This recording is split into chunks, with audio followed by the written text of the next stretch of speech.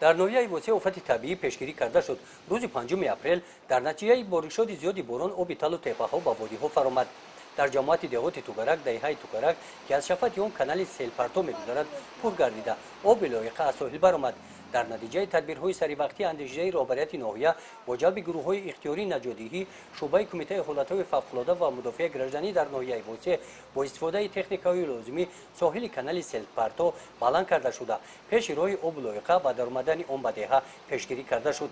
بالاتر از آن در مسافه 119 کیلومتر راه آهن قرغن‌تپه کلاب کارگران کارخانه واحد دولتی راه آهن قرغن‌تپه کلاب با مهنت زیاد پیش راه ویرانشوی این قطعه راه آهن را گرفتند. خاک ضرر دیده است، ضرر بسیار نیست. طبق معلومات شعبه کمیته حالت‌های فوق‌العاده و مدافع گردنی در ناحیه وسیع در نتیجه بارشات از معیار زیاد روز 5 اپریل در ناحیه یگان ضرر به قید گرفته نشده است. گزارش خوجا نظریف، خدای نظر ظهوروف، بهادر گدازاده از ناحیه وسیع برای برنامه اطلاعاتی نوید.